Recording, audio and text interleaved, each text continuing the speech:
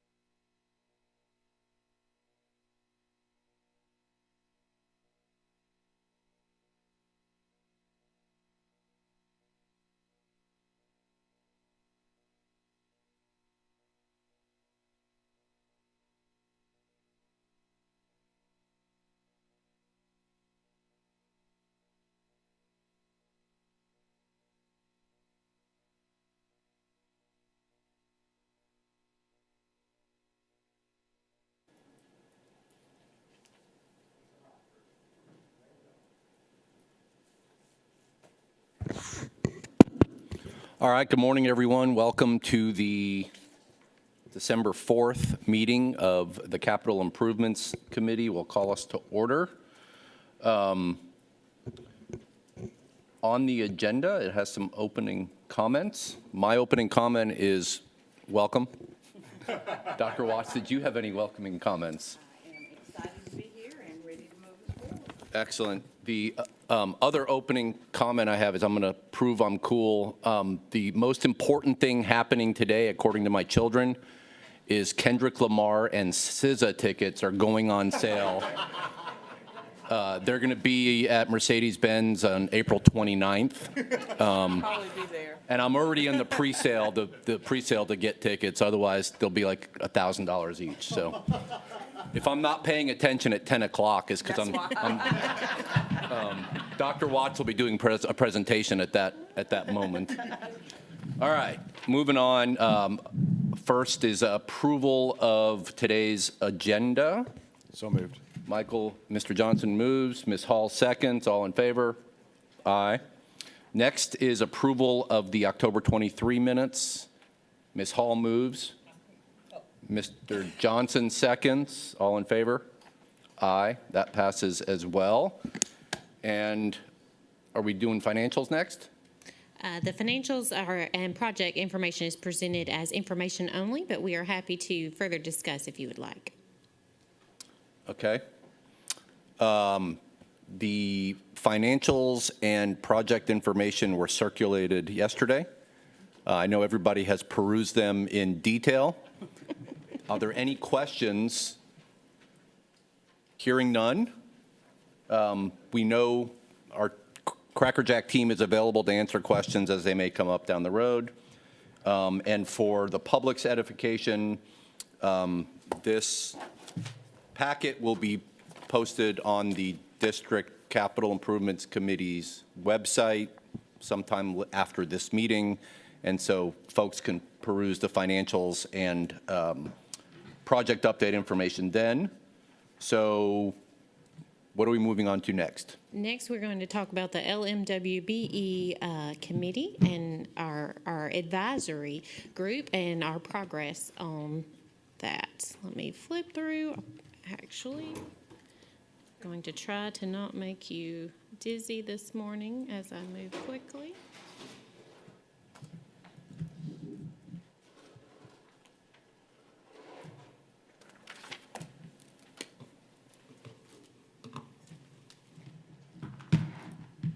Okay. This is in Adobe. All right.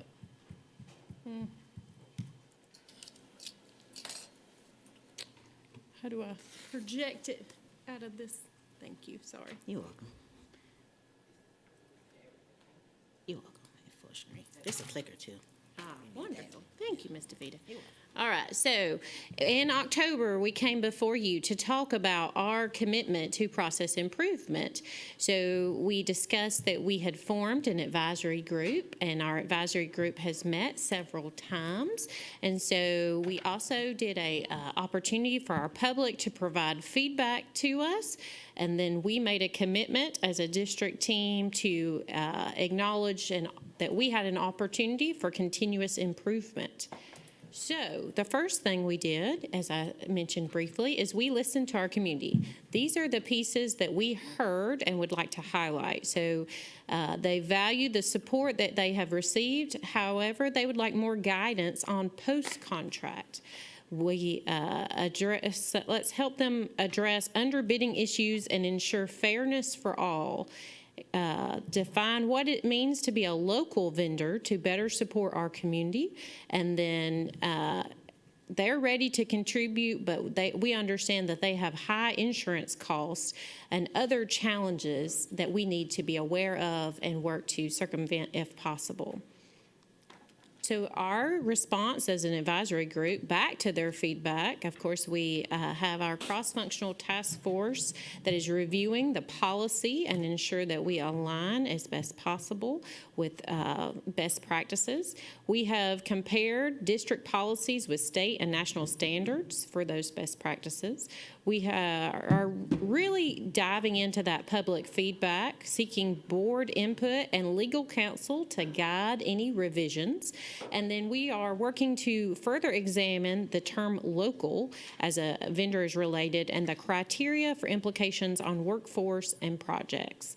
We understand that if we were to limit local, then it could have impacts on our projects, including costs going up and timelines delayed, but we also are aware and want to recognize the value in local vendors. So what are we doing now? Now we're reviewing as an advisory committee the scoring matrix. So are we doing what we say we are doing? And we want to ensure that we have, as best possible, improved fairness and transparency. So this is the scoring matrix for bids. When a bid goes out, how are we reviewing and analyzing those bids? We are also working to enhance our advertising efforts to better reach and build our LMWBE capacity. So can we enhance what's on the website so that individuals know when these trainings are and put a calendar out there well in advance. So if you were wanting to do business with the district, you would know how do you navigate that. And then we are looking to include veterans in our policy language for broader inclusive inclusiveness. How about that? And so that is something that the state has done and other districts are moving towards. So we wanted to review that option. And we are highlighting that equity isn't just our goal, it is our responsibility. So we heard from our vendors that they have challenges, and we are working to face these challenges. So their insurance costs have risen. So how can we help and be aware of these financial barriers, and where possible, reduce those financial barriers for small vendors? Diversity commitments. So we are holding larger companies accountable for executing their diversity plans. That's what we expect that they do. How are we holding them accountable to do what they say they're going to do? And then ongoing support. So how can we improve our communication to ensure coordination post-contract?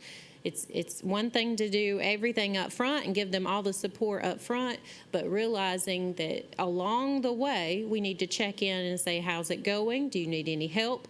How can we assist you? So moving forward, we're going to continue the work of our internal task force and conduct the comprehensive review. We're going to leverage historical data and public feedback to guide our revisions. We are working right now with our board attorneys to review the policy so that it can be presented. Any potential changes can be presented in the January CIC meeting. And then we will deliver those proposed policy revisions for the board's first read at the February 2025 board meeting. So I'm going to pause for a moment. Oh, yes, sir. And seek feedback, commentary. Thank you. Mr. Moss, and then Ms. Hall. Ms. Hall, and then Mr. Moss. Thank you, Ms. Davidson. I'm very appreciative of your work on this and the fact that we have a committee in existence now.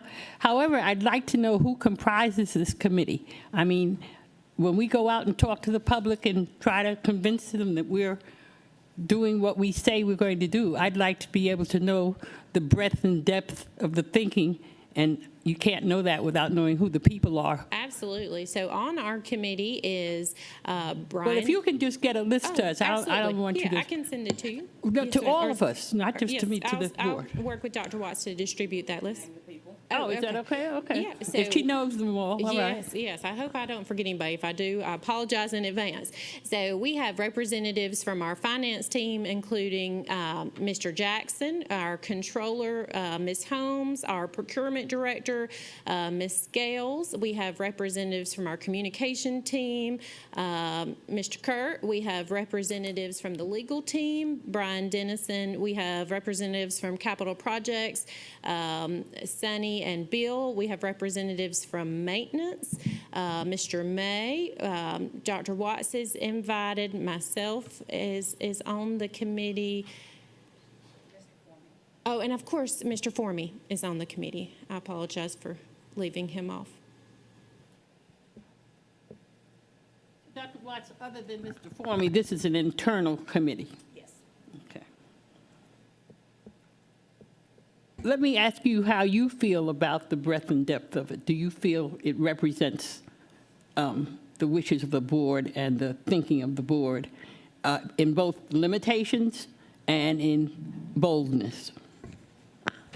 I do. We've spent a lot of time on the legal aspects of this, and that's been probably one of the, it's not really a challenge, but we've just spent a significant amount of time there because we have to align ourselves with what the state and national case law is telling us.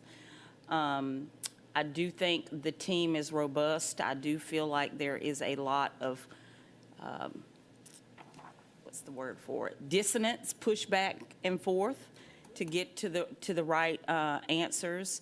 I think the work that has to transpire at this point in time, because I feel like our policy is coming together in alignment with state and national law, is the execution of the policy. So it's one thing to have something on paper, but in reality, to execute it is something else, and to make sure that there's calibration across the board when people are sitting down at the table reviewing these particular bids that come in. I think that's probably the biggest piece of work we have to do next.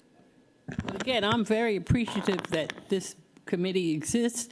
I do hope you'll look at laws across the country, not just in the southern region, but California, Boston. I want to get a robust view of what's happening because there are a lot of challenges now politically to diversity and inclusion, and I'd like to know what's happening, not just in states that are very conservative, but in those that have a little more forward look.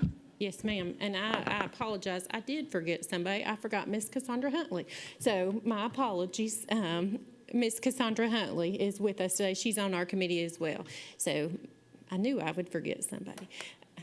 That's why I didn't. Thank you so much. You're welcome. Mr. Moss? Okay, so I have a question about the holding larger companies accountable for executing their diversity plans, and this is a legal question, and the legal question is, while we can aspire, can we legally require? Question. I will lend to my colleague, Mr. Dennison. I think that we can expect the partners that we deal with to do what they say they're going to do. So what we have structured here is that they submit a plan of what they're going to do to address representation and diversity, what their plan is, and if they submit a plan, we expect that they comply with that plan. I think it's fair for us to hold them accountable to that plan. Now, that accountability may not play out in that particular contract, but it plays out in terms of, how we view that vendor in terms of, is that vendor a vendor that says what it's going to do? Because that ultimately does matter in terms of working with partners, is partners that do what they say they're going to do. So we want to make sure if you're going to commit to something that we're actually minding the store to make sure that you're doing what you say you're going to do. I think that's very fair. All right. Ms. Hall? The other thing is, we tend to always look at capital projects and East Floss as our main engine of this plan, but I want us to take a broader view. What's happening in purchasing? Yes, ma'am. When we do things, when we decide who to give contracts to, procurements, So we are on the same wavelength, Ms. Hall, because what we have discussed as an advisory task is, should this live in capital projects, or should this actually live in the procurement policy and then be referenced in the capital projects? So that I hope you will find that we are meeting your needs with that request. I would even add that we are cross-referencing this policy with other policies, because we do procurement with other things beyond capital projects, on our academic side of the house. So we're looking at the application of this beyond capital projects. Mr. Johnson? I just want to say I appreciate really looking at what makes local local. I know that's been a sticky wicket with a lot of vendors about having newer companies come in, they have an address locally, and then they consider local. So I do appreciate the committee really taking a look at it, taking a deep dive, and kind of laying out what really makes local local. So thank you. Well, Dr. Howard Hall? Thank you for your report. One of the most important components of this is the scoring matrix. Everything will pretty much fall in place with that, with defining what's local, as well as holding those larger companies accountable. They can present something, but, they're making, just to make sure, I guess we can't really put that in the matrix, I don't know. But the matrix is the most important, yes, ma'am. especially if we're defining local and there's a satellite company. Would that be scored differently as opposed to one that's not satellite? So everything is up for reviews as part of our policy and procedural change. But right now, if they meet the term and definition of local, they would not be scored less for a satellite if they met that definition. But we are reviewing local to see what is the right definition. Ms. Grabowski?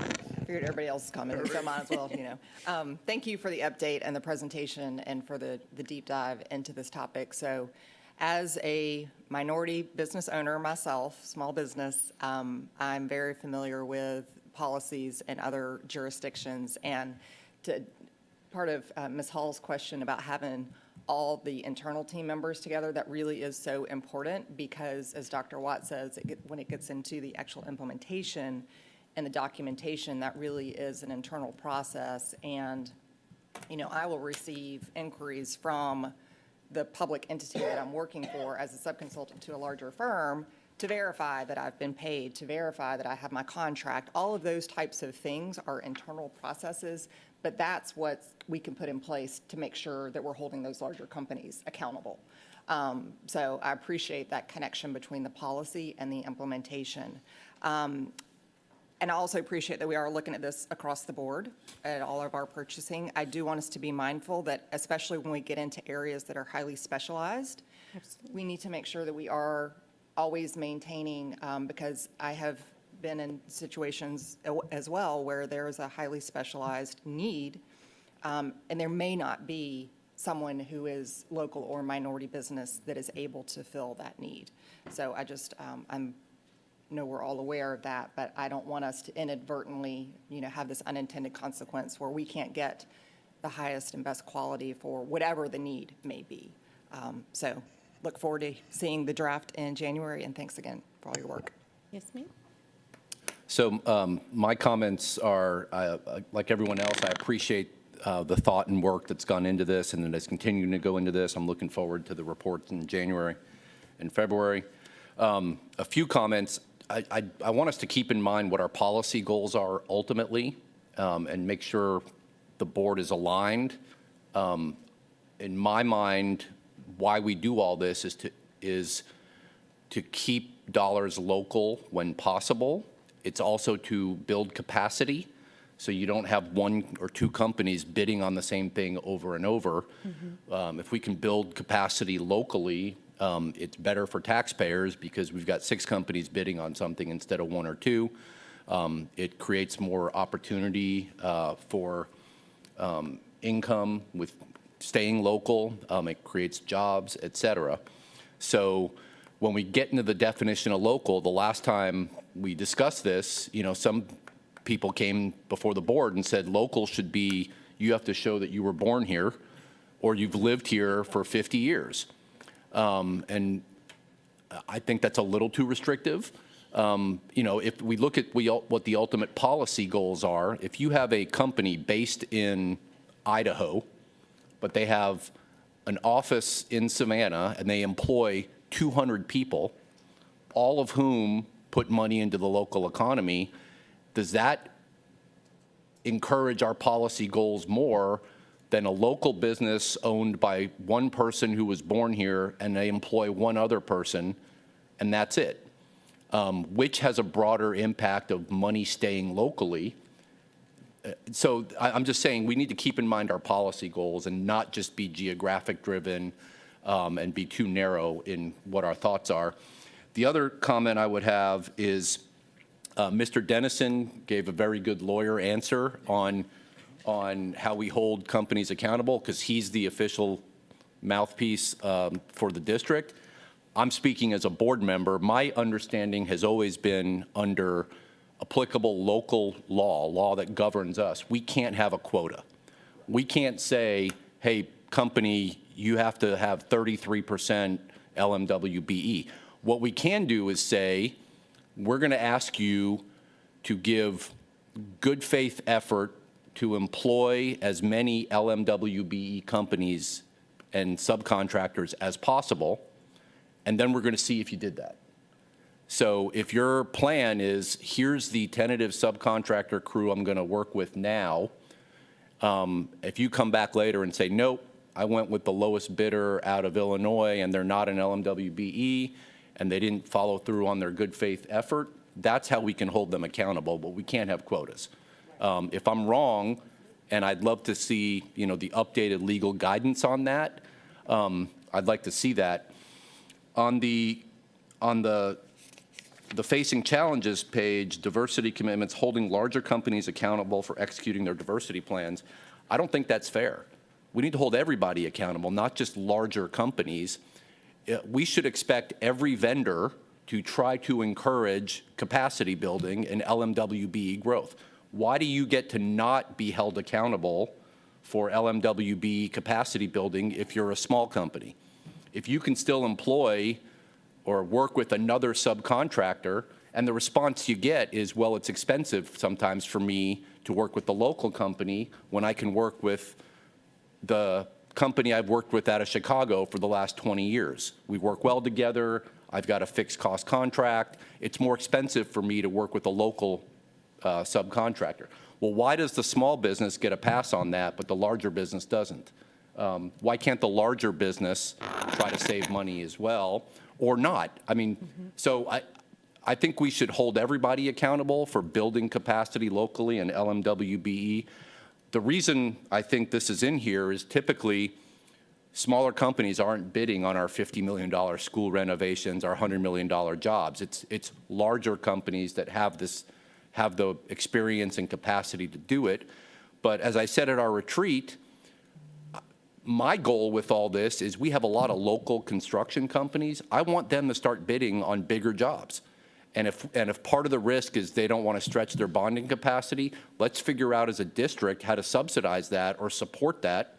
So we have more. I would love for local companies to bid on some of our bigger renovation jobs and our new schools, so we have more competition and we have more capacity building.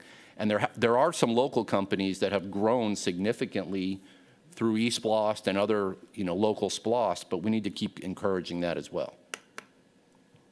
I think Ms. Hall? potentially the translation of this was lost a little bit. Because a vendor gets additional points because of their diversity plans, we just want to make sure that what they put on paper and what we award them for actually takes place, so that they're not just putting things on paper for the points Right. and then not. So it would be it really would be any company. And that's all Yes. I'm saying, yeah. Ms. Hall? So, Dr. Watts, that would be determined before any final contractual agreements? If I tell you I'm going to do something and then you see after you've chosen me that I have not, does that stop there, or do I get away with that and then the next time I don't get picked because I didn't do what I said? It can be determined anytime we see a gap between implementation and what's on paper. Okay, all right. And I just want to add that the reason this program is so important is because of the gift of eSPLOST that this community has enjoyed over the past 4 renditions. And I want the public to see that they are a part, not just to vote for it and support it, but that they are a part of the beneficiaries, besides our beautiful buildings and the wealth to our children, that they are a part of this gift.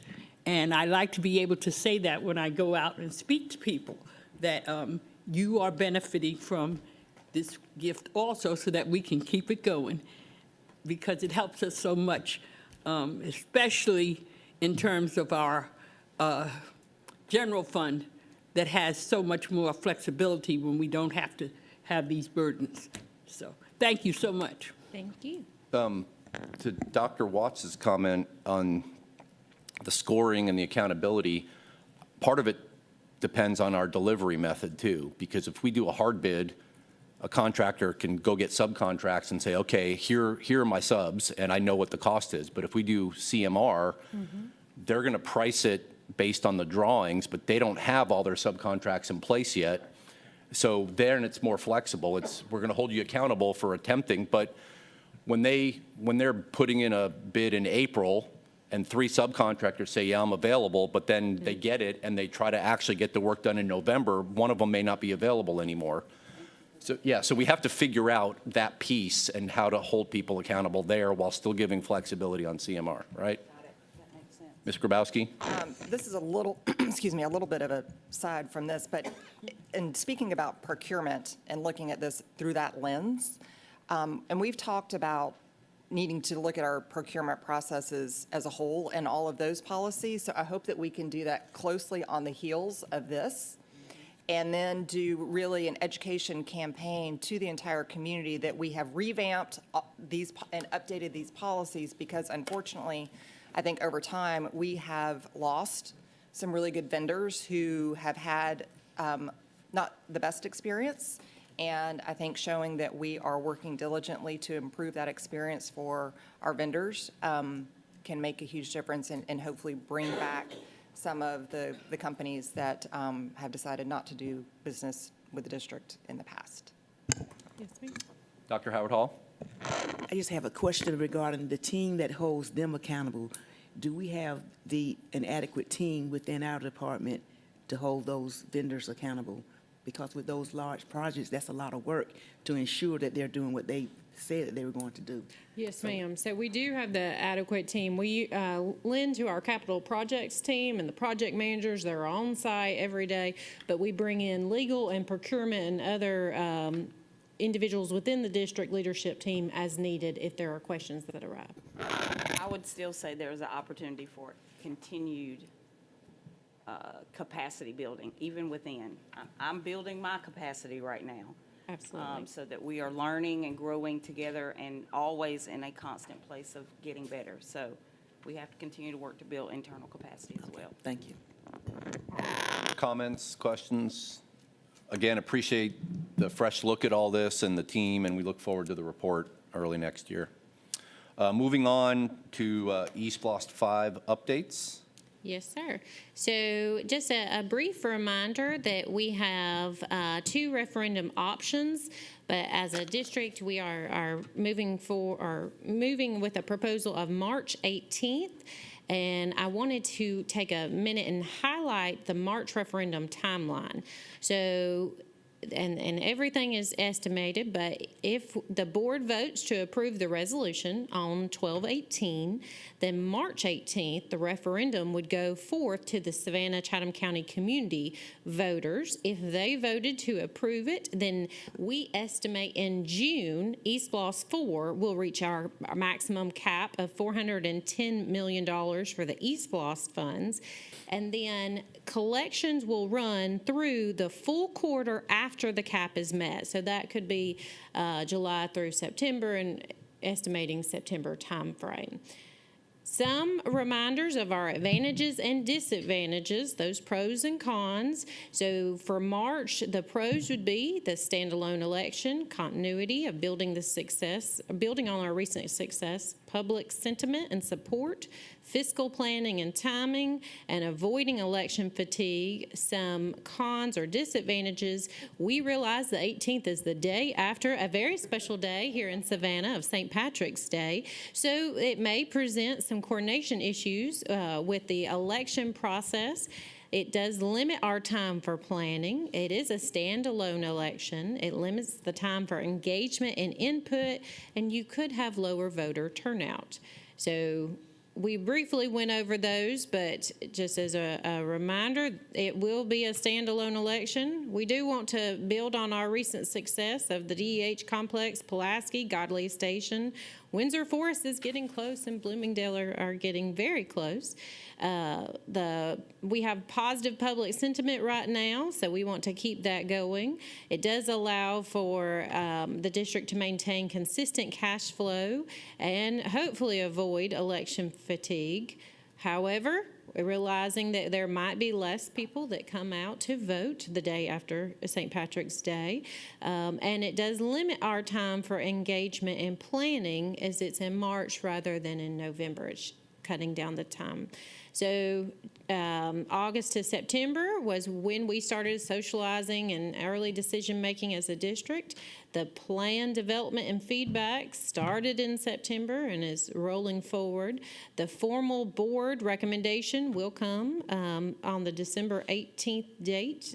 And then if it is approved to move forward, we would do the campaign and all those pieces January through March, and then the referendum date would be March 18th.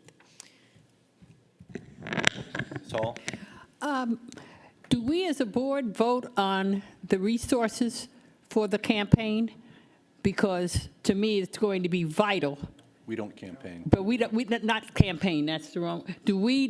How do we decide what resources are used to promote? don't. We can't at all. We don't campaign, but as in not last East Blos, but the 3 earlier private, public partners have campaigned. On our behalf. And I think they're poised to again do that, but I'm not 100% sure.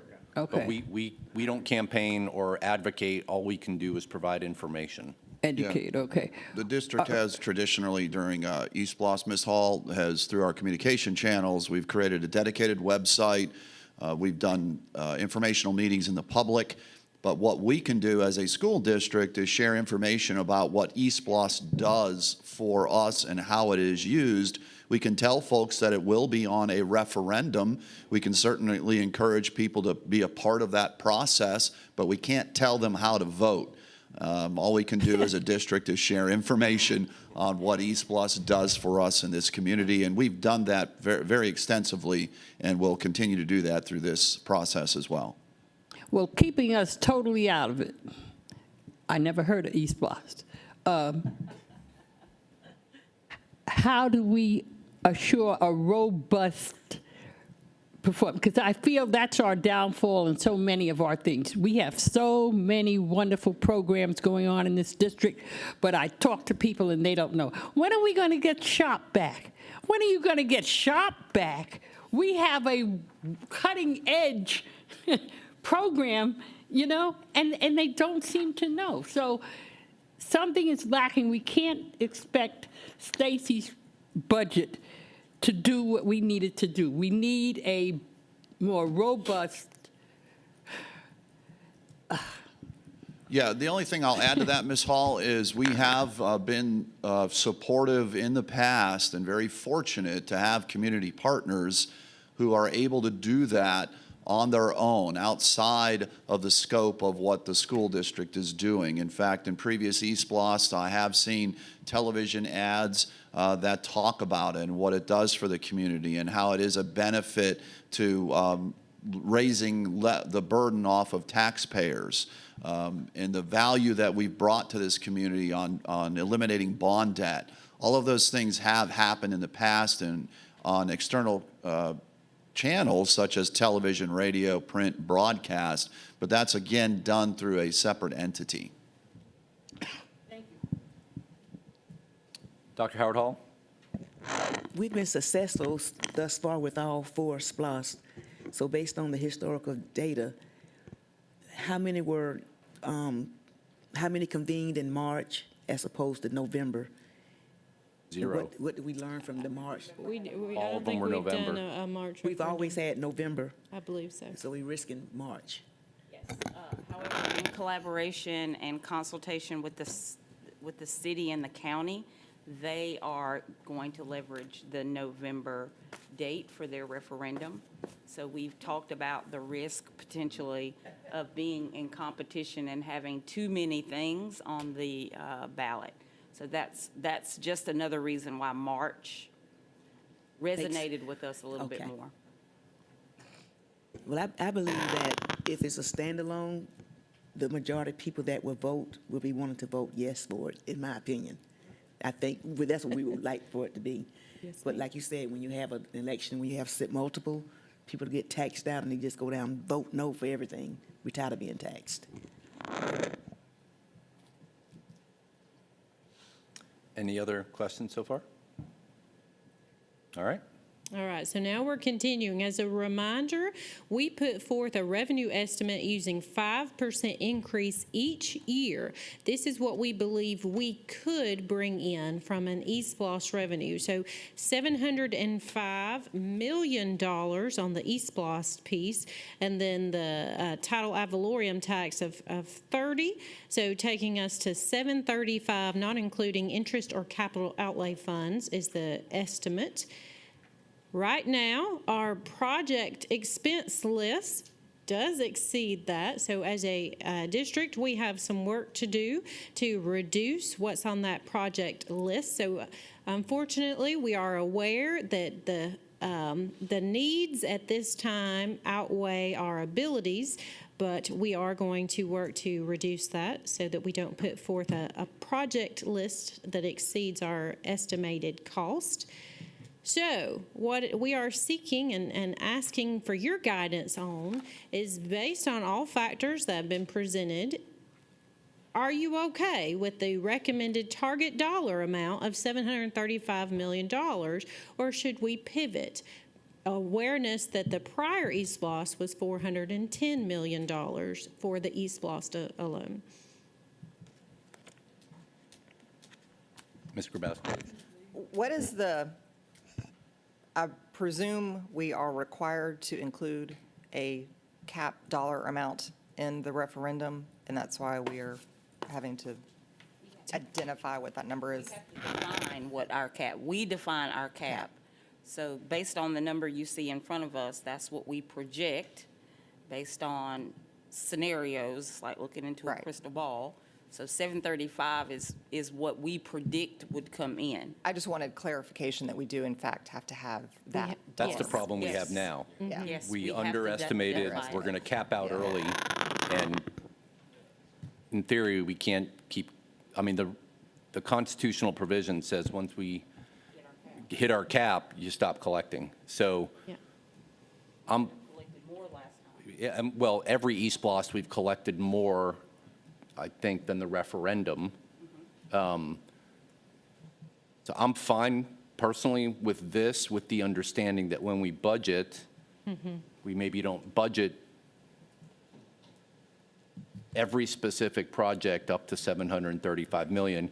We do what we've done every East Bluffs, which is roofing, HVAC, and you do a big bucket of $10 million for roofing and HVAC, $10 million or $15 million for athletic fields, and we have, or whatever it is, and we have a priority list based on our data, and we're just upfront with people that we're going to get to what we can get to based on revenue.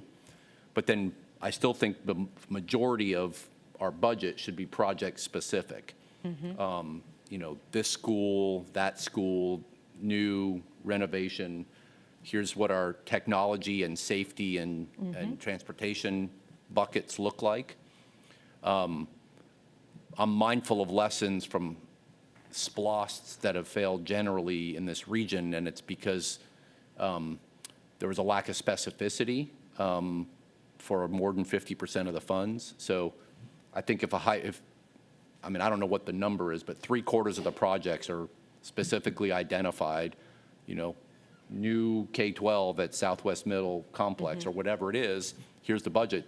We need a lot of that, but I still think we can have, I looked at what every other district did in here. They had big buckets like we have every year too, transportation, technology, athletics, and that gives us some flexibility within the project list.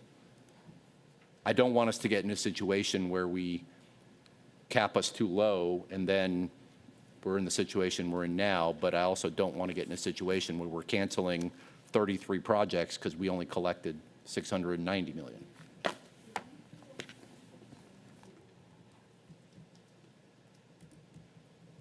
Anyone else?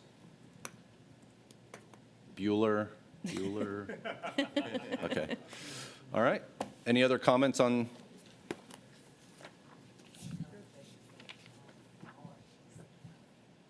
Yeah, but we did it, if you remember last time, we found out, I think in December, Mr. Form, you might remember, we found out in December that we were going to be on our own, and Mr. Formey helped stand up a private group in the community to advocate for East Bluffs. Maybe it wasn't December, maybe it was March or April. We only had like 2 or 3 months before the election. April? Yeah. So if we do March, if we approve it in December, we can do it by March. It's just going to be a time crunch. And it's definitely going to take a lot of work because from being in the community, people are burned out from voting. They're just tired. Yep. Well, what we've been good at as a district is our facilities staff and our communication staff puts together PowerPoint or talking points, here's a good data set. We all get a copy, and then we've kind of done information sharing sessions in each of our districts and communities, and in the past, like Mr. Formey and his private community group helped with the last East Blos, but before that, local community businesses banded together and kind of did the same thing. But the key is going to be our communications and facilities team putting together a good data set for us, and we get educated on it and actively go out and share information. And my personal opinion, which is I am personally going to support East Blos, but I'm not telling you what to do as a board member. I do want to validate the timeline. So we are running really hard to get this ready for you all to vote on by December. And we've taken on additional things because we're not only looking at facility conditions, we're looking at academic programming, if you'll remember. So it's a more robust approach that's stretching us. But at the end of the day, I feel like we are going to put in front of the public a very compelling slate of projects in each geographic area so that everybody feels like they're benefiting from this East Blos funding. So personally, yes, the timeline on this is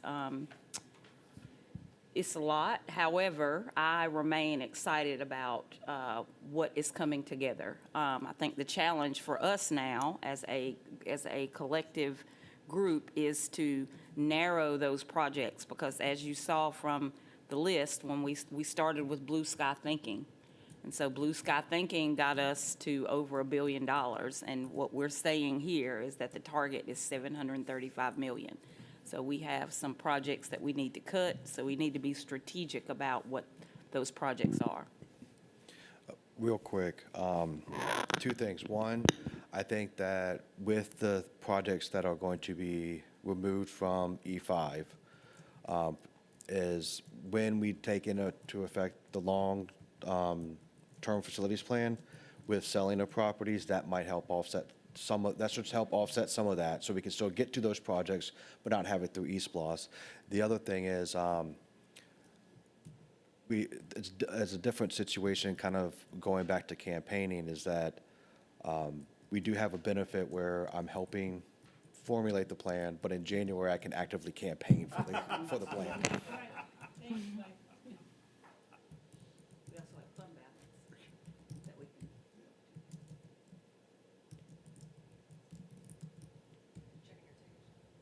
Yeah, I'm entering my pre-sale code right now. All right, I'm multitasking. Any other comments on the timeline or what we've been given so far? So I know you got feedback from us, or from the board last time, with our ranking of most. I think 7 people, Okay. 6 or 7 people contributed. I'm happy to submit the other 2. Got your votes. I know, I'm kidding. So we're going to see a proposal sometime before the 18th. You're going to begin to see, you've seen a proposal, you'll begin to see what we're taking off the list over the next couple of weeks. Okay. All right. Anything else for capital improvements for the good of the order? Mr. Moss. And maybe this is for another meeting, but one of the things I want us to make sure that we do, and I don't think this is a policy thing, it's just a practice thing, is we talked about our design guidelines. I would like to add in our design guidelines that when we are designing buildings or facilities, that we involve our police department in security, so that we are not going back after buildings are done to add vestibules or add anything. I think they not only need to be at the table, but actually be part of our planning, so our buildings are secure from the beginning. I think they are. they're supposed to be, but the vestibule issue is all the schools that were built in the 50s and 60s and. Okay. What I'm saying is, I would like to make sure that our Yeah. police department is at the table working with the design at the beginning. So, And it's not just our police department, it's also our academics. Right. It's Yes. our teachers. Yes. And I The full think, team. yes, it's the full team. And I hope, as we continue to work on design guidelines, that is the area that I will be looking to push more, is that we have cross-collaboration with multiple departments at the table.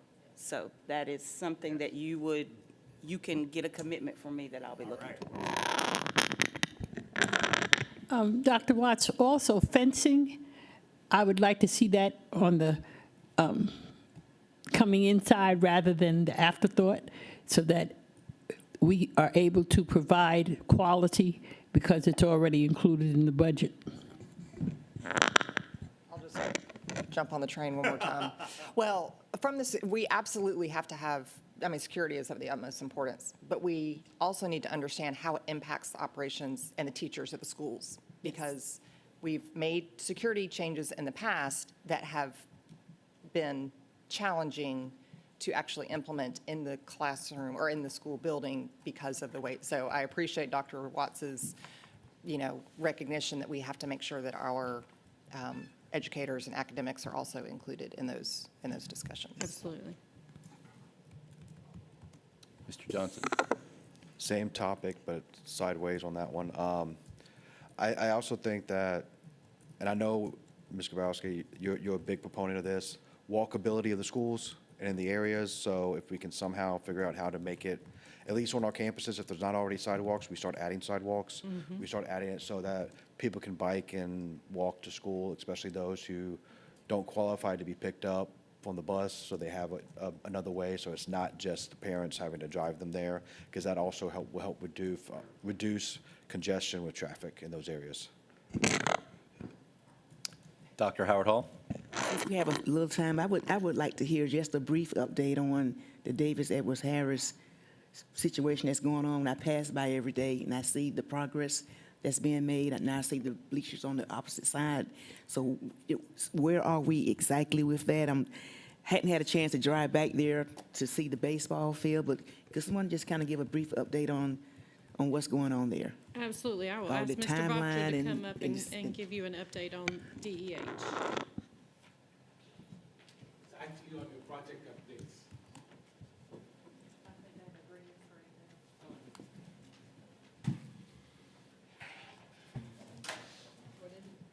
Page 60. Slide 60.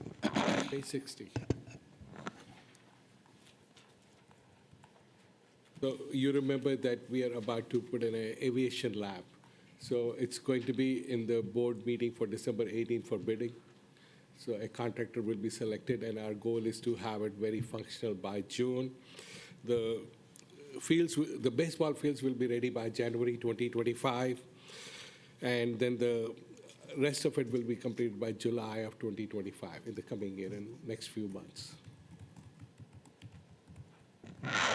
With the aviation lab, is there a major work to be done, tearing, knocking down walls and? Actually, there are no walls. We have to put walls up.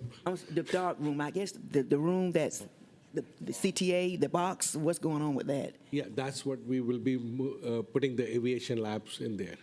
That's what I was asking about the walls. Is there expansion? So we have worked cross-functionally with the academics team, with the folks that teach those courses at Savannah Tech. They have given us their input on what the design of that space needs to look like. We've given those notes to our Design. to our team, and you will be getting a proposal for how we bring those to life. So it's a design of that facility that truly meets the needs as our thinking has evolved.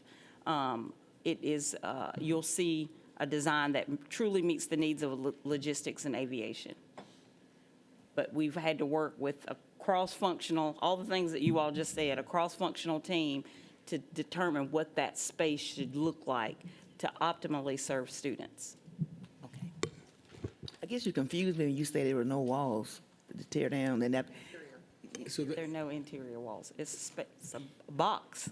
it's, I know, but so we are putting some classrooms too for aviation students, and the aviation lab is turning into like 3 different parts of it. One is for how to fly, one is how to repair, and there's another part of it like metal fabricating so you build them within that box? within Yes. that box. Okay. The interior walls. Okay. Yes. And we have to bring water, air conditioning, all those other things. All right. Seeing no further questions, we will be adjourned. Thank you.